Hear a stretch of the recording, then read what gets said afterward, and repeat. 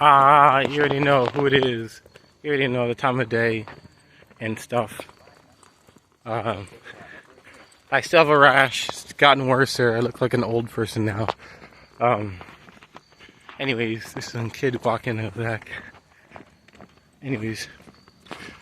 Yo, the fit today, sexy as duff. This is not my type of shirt. I don't really wear white shirts. But, I don't know. It's simple. I guess I don't know. Anyways, I'm in great amount of pain. Agony is also good. Also delicious. But it is what it is. And you got to keep moving forward and not let things alter your destiny. Or whatever, as my friend would say. But yeah, it's like Dory said, just keep swimming, just keep moving. And something I've said for a long time is just keep making moves, just keep making plays, even when you're like in a stationary position, keep making moves, because that's the only way you climb the ladder. That's the only way you break your situation or escape the weight of whatever life has thrown at you, and how you just bust through every obstacle instead of having to do all these gymnastics over it. You just keep making moves, and just like keep talking to human beings. And recently I've just let humanity solve my life problems, even though they're like the bane of my existence sometimes, and I'm a life coach and I'm always dealing with people and things like that. But I just kind of, obviously trust God, trust the ones I love, and steal things from those I love, and use those things that I take from them to make me a better person. Anyway, just keep moving, keep moving. A lot of times I say answer, because sometimes you get stuck into a position, you just have to or as this massage lady would say on YouTube, you just have to try a different angles, try a different pressure. Sometimes it's the spot, Sometimes it's the spot, but you just gotta, come at it at a different angle, and, But anyways, life advice and jazz. You already know it's your boy. It's your boy. Anyways,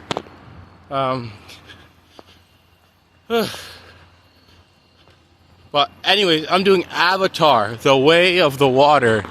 Look at that sky, gorgeous.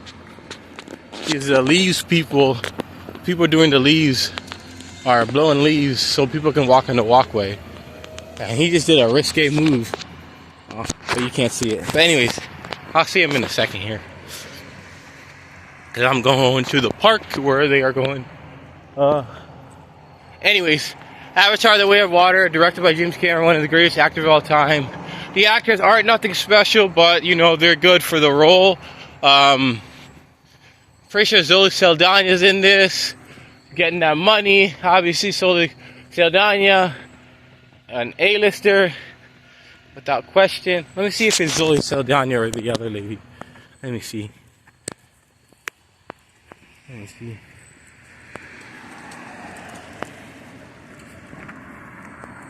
Avatar: The Way of Water. Sam Worthington. It is Zoe Saldana. Sigourney Weaver, Kate Winslet, and then the military guy who's always in everything, Stephen Lang. And you always gotta have Vin Diesel. Obviously, Zoe Saldana is a clear A-lister. I think she is an all-timer, but she's like Bradley Cooper, They're so good, but they're not really they're not completely on the they would go in the category of Cary Grant or Charlie Chaplin or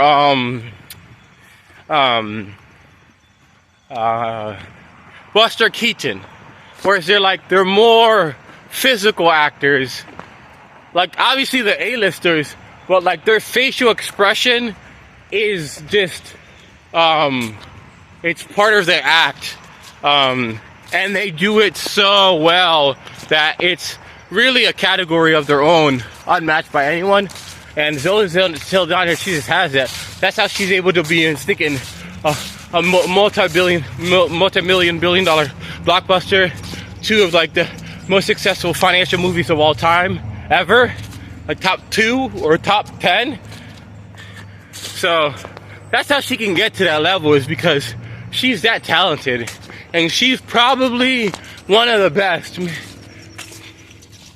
Buster Keaton's pretty good, but she's Zoe Saldana might be the best, and the money might show it, because she is two very dynamic, really good characters that really go deep into it.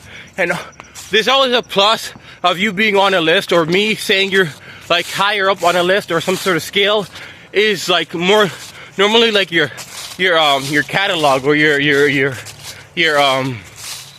know, your archive. Just like what you did, your history.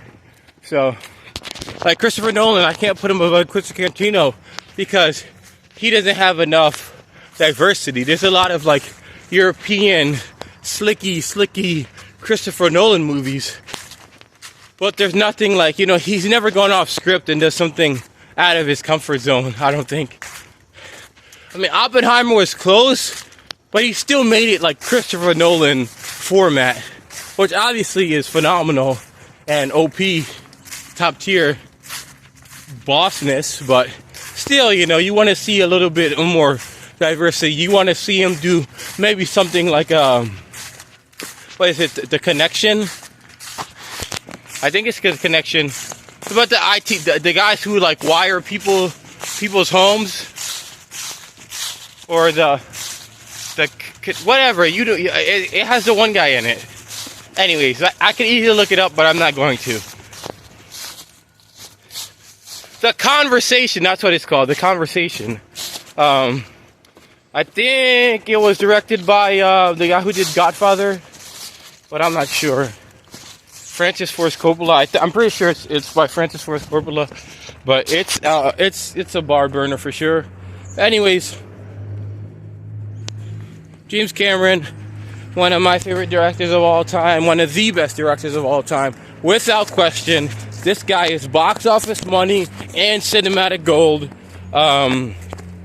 And again, he has the right characters, and he has the A-listers he needs, and he has a story. Again, when the story is so OP and you get a director that's also overpowered, it's GG. Like it's good night. It's good night. And that's exactly what it is. It's a KO knocker. Good night, baby. She's gone. Oh, out of the outfield. Anyways, so that's the tale of man, I'm sweaty. I'm gonna take these headphones off. Turn on playing music. Maybe my volume is decreased. I have a water bottle for water, but the water place is really far. And this jacket's kind of sweaty, and it's not actually like I can wear one garment of clothes right now because it's not actually that hot, but I don't want to carry this jacket. Anyways, yo, also subscribe. I keep forgetting, yo, I get like 27 subscribers. I need 2 million, bro. Come on. Or gal, or he, or they, or whatever you choose to be pronounced to your wishes. Yo, but give me them subs, baby. Give me them subs. Them subs. Ooh-wee. Them subs. Not like subs as in like sub sandwiches you eat, as in subscribers to like subscribe to this channel so I can get an audience, which obviously I found that I like I like YouTube also. This is kind of a little vlog video, but I don't care. This is Midnight Runs. I like YouTube, and I feel like I like writing, but I just feel like I only want to write like maybe max 3 scripts for like Hollywood and like to see produce movies. But I honestly just like YouTube. I like talking to people. I hope I get a fan base that's good, and we can just talk about movies because like I'm a fan, you know. I just want to have conversations with people and have fun from the comfort of my life, you know. I don't want to be out like going to France or Germany, or obviously I would want to go to those places. or Ukraine. Obviously, not. That's not to be insensitive, but just, you know, I'm sure it's a beautiful place before the war, and hopefully after the war. Obviously, no war. You know, I just want to like, or so China or South America, Argentina, Brazil, whatever. I just want to visit different places, obviously. But like, for my job, I don't want to be traveling all. I just want to, you know, make videos and do what I want to do. And there's a lot of freedom in that. I did DoorDash for like 7 months, and I had a ton of freedom doing that. But anyways, The Way of the Water by Avatar is, I don't know, this movie, and I'm gonna go deeper dive because it's one of the highest grossing, I think it was for a time the highest grossing movie of all time. James Cameron is top 3, top 4 greatest of all time, and my favorite. So you're hitting crunching now, I think, so I'm gonna wait.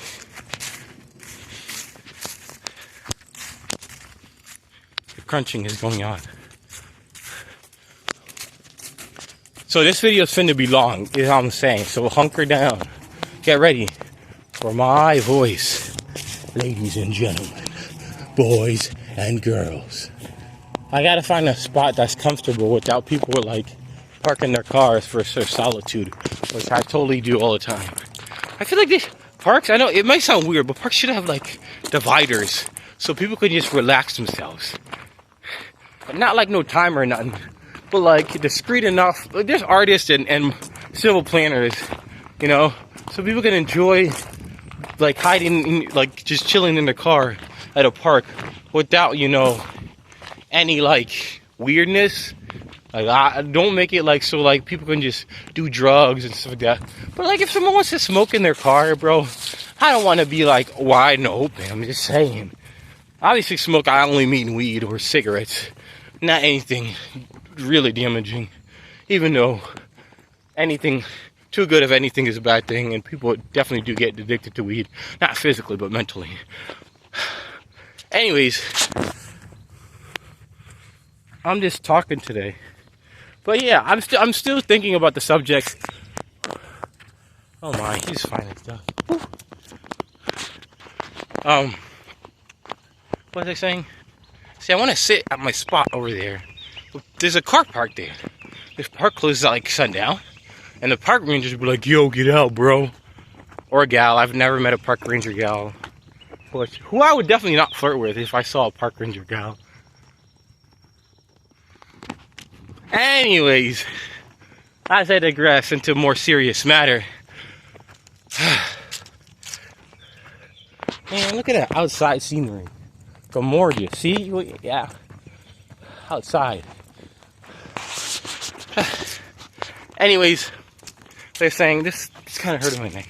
No, anyways, so Avatar, The Way of Water is real good, but once I sit down, I'll like keep diving into like the aspects of this movie, because of like it deserves to be like a 30-minute, dare I say 40-minute video of me talking in front of a camera at a park while occasionally walking, noticing that the bathroom is indeed closed, and I'm gonna have to walk all the way down there to the porta potty.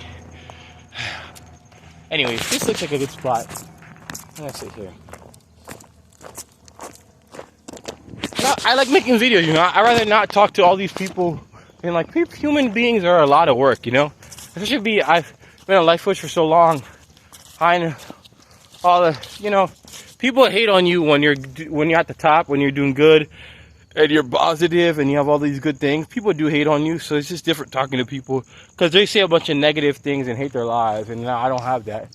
So then I'll be talking to them about like OP happiness stuff, and they're like, "Nah, bro."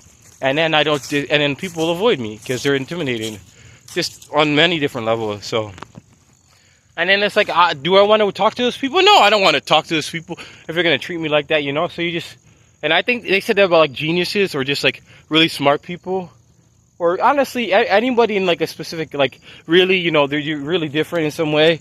I feel like it's just more difficult to communicate with people. But I'm a life coach, so it's very like weird that like I'll communicate with people, but I'm really just life coaching them and working and just trying to help them, not really like enjoying our conversation, which I feel like it really does happen. Obviously, my friends, my close group of friends, but it's not like we're there every single day, you know. If I get like a soccer mom or someone really cool at the front desk, that's like the only time I really talk to people nowadays. Which obviously it's fine because soccer moms are almost all the average woman is attractive. Soccer moms are hot because they do one of the best jobs, hardest jobs in the world. They're also kind, and I don't know, they just have that like grace. And I really like people who have grace and kindness. So, anyways, I don't know why I'm talking like this a lot, but this is just an episode today.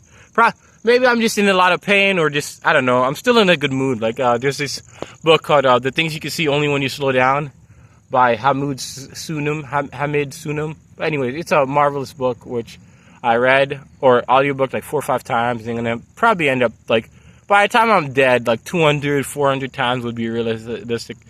It tells you to basically just chill out, you know, and just a lot of, like, good little parables and verses to really have you really rethink everything, like the way you think, and the way you just view life. You know, you just learn to stare at the grass like it's a gorgeous thing and just really appreciate it and hear the sounds of the birds and the bees.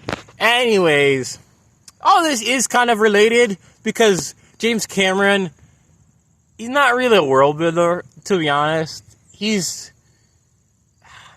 not even a visual guy. Like, whoever did the new Dune, that person's like a visual person. And a lot of directors nowadays really care about the visuals and not as much as storytelling.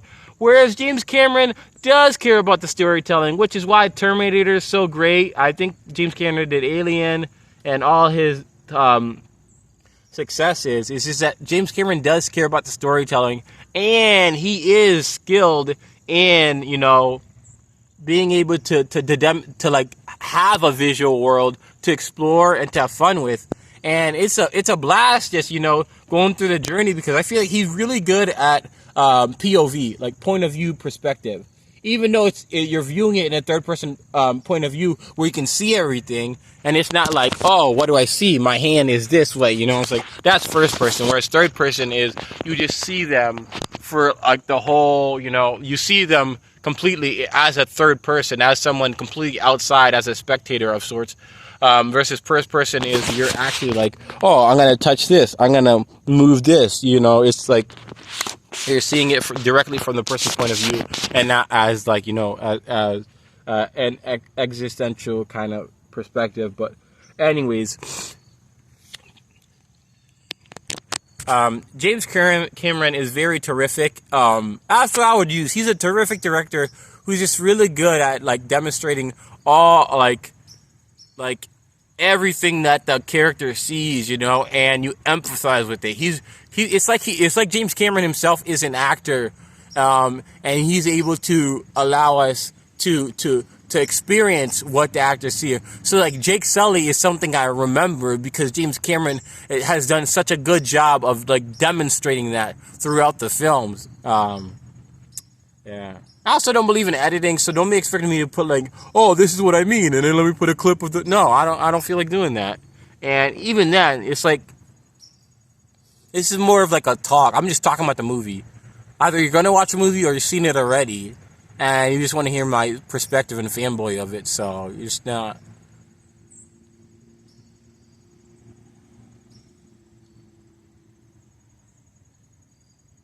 Anyways, yeah. So like that's my 2 cents of the matter. But yeah, and I feel like I have so much fun being able to view the perspective that James Cameron's displays, because it's just so different. It's so fun, and it does, again, like, this is what I come back. This is like when I said when I did my Breaking Bad review, which obviously go check it out, subscribe. I need 2 million subscribers. Woo! But anyways, it's the same thing with Breaking Bad. Like, James Cameron is really good at making the screen disappear.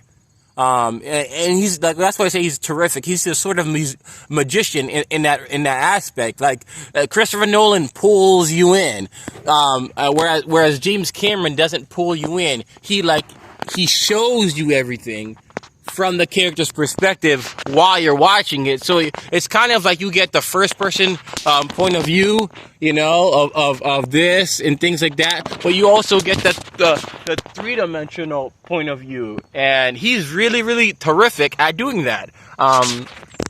And you could just see it, especially when he gets Zoe Saldana, who, with all due respect, is a way better actor than whoever plays Jake Sully or the Lang guy. It doesn't or even stinking who's ever in the movie. It doesn't matter. Zoe Saldana is the A-lister, and she's really the hallmark. Even though she gets a motherly role, it's the role she's presented. But she is like in the first movie, she was the heart and the interesting. Like she is able to demonstrate like this emotions of this alien character that also feels human, and you get to watch it and enjoy it. I think that's spectacular. That's really fun, and that's super enjoyable. Yeah, it's super enjoyable.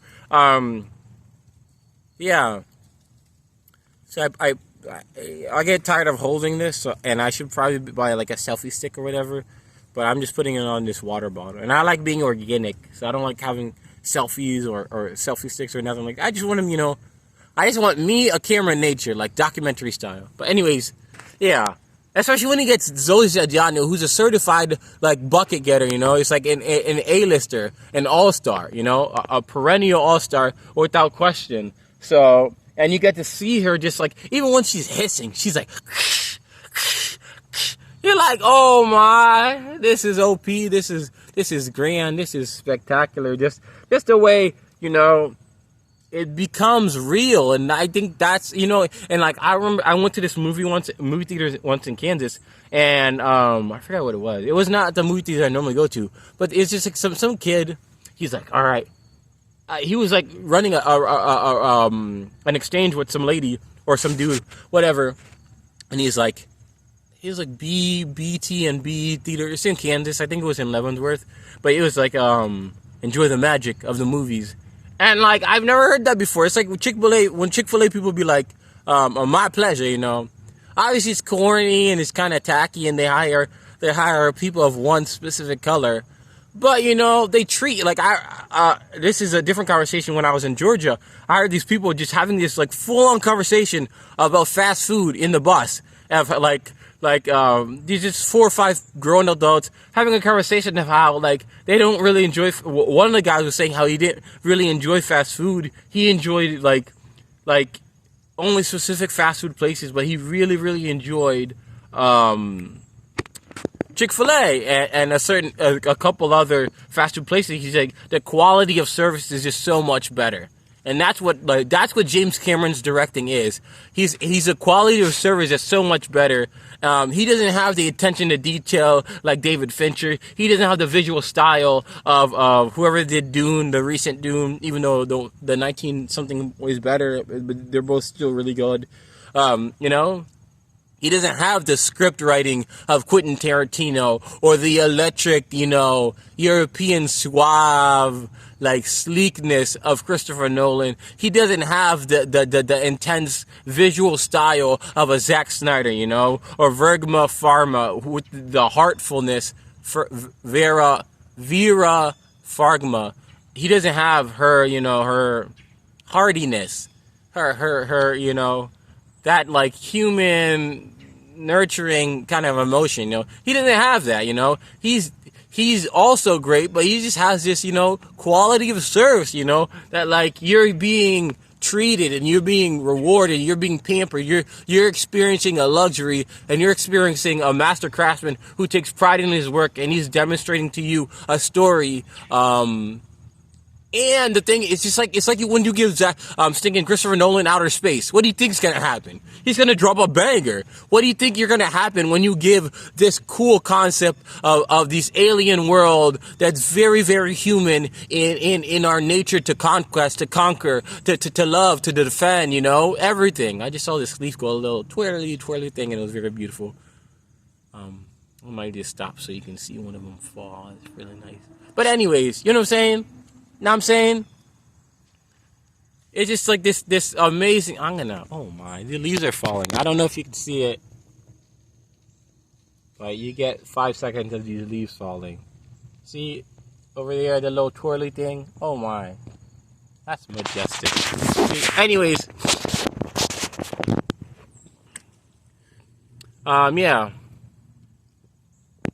And I just feel like in life, just having people believe in you is so much more different. Quentin Tarantino was talking about this too in one of in an interview about how like you have to like run, like if you're a runner and you want to be fast and you want to be good, you know, you have to run with faster runners. You might like be the last of the bunch, you know, but they make you run faster, you know. Even if you end up in last place, you're still increasing your output, you're still increasing your production, and you know you're growing in success and being something greater than you've ever been, you know. You to go the distance. My life coaching in this is coming out, but anyways, James Cameron has an unmatched quality of service when it comes to his directing.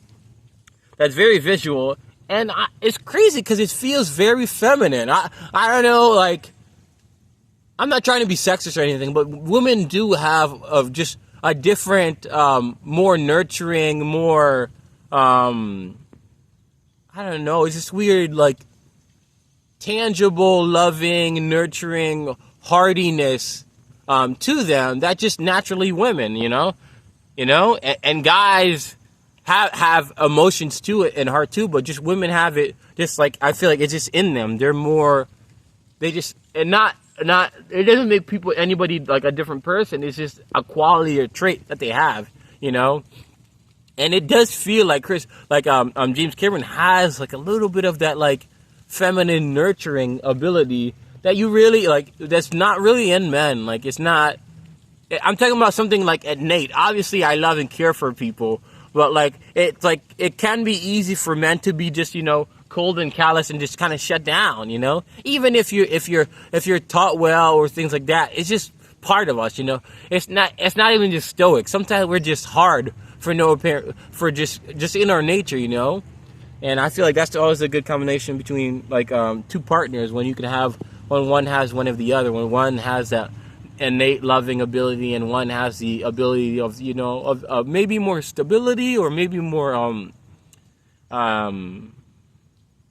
I don't know, reverence, vision, patience, I don't know. But anyways, I still think, like, you know, we're all human beings, obviously.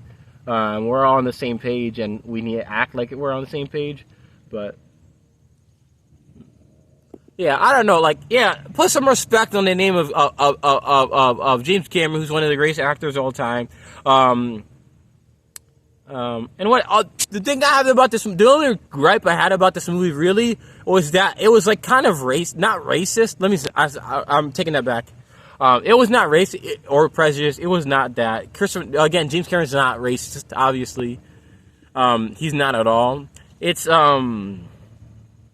was just strange. Why, if it's the end of the world and the last of a human civilization, you got all these white people, you know what I'm saying? I'm not being racist. I'm just saying, it's literally all white people. And I'm like, bro, you can't get an Indian or Hispanic or a Persian or someone from Turkey or a Ukrainian or a French or a Canadian or someone who doesn't look just white. I'm like, are you kidding me? That's the only gripe I have about this movie, because this movie was so hyped and it kind of didn't live up to expectations. It's still great, but I just expected it to blow the roof off the town. But it didn't really do that. It was more like a starter introduction type piece. But it didn't hit. I thought it was going to hit a little bit harder, and it didn't. But the movie's still a 10 out of 10, so I'm just kind of being nitpicky. And it's something I've heard, like, all the hype. I thought this movie was going to have more action scenes. I think that's what it is. There wasn't enough action, and there was just not enough, flair for having all these cool alien things. I want to see him do stuff, you know. But, you know, it's a simmer type of movie. It's a reintroduction into the franchise, into the series. And it did a really good job. The only thing that was just weird, and even in one of the scenes, there's like, I don't know what you're saying, because it's just these different races of aliens, of just blue alien people, whatever. And it was like, I don't know, it's like to the kids being innocent, it's like, I don't know what you're saying, you know. So it's like, he was making fun of, like, you know, just cultural differences, which is just funny, which everyone says that, you know, and just perspective. So again, that's an example that he's not racist, or like he's decent human. He's a cool human being. I think James Cameron is an outstanding human being. I think he's outstanding. From all of the interviews I have, I feel like he's just a good person. Like, and you can see that in the movie as well. But also, I don't mean to say James Cameron is racist, because obviously he's not racist. It's just that they should have had more diversity, and I'm not trying to force diversity. And I know like minority is minority for a reason, but it's just weird. Like they have like 100 extras in this one scene, or like they're in this giant space thing, and then I was like, what? It's all white, and I keep watching the movie. I'm like, all white people, but even though there's a black, like Zoe Saldana and a black actor playing some of the main characters, it was just weird why none of these extras had some color to them. I'm just saying, I observed it. I'm calling it. I'm just pointing it out. Obviously, that's probably the only gripe I had. The movie was very good, 10 out of 10. Obviously, it's just, you know, like I said, quality of service. James Cameron does it.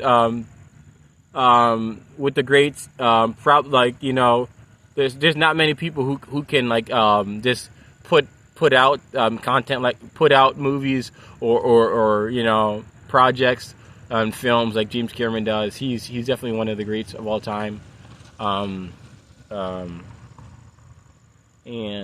yeah, and the ending is really fun. Again, like the beginning.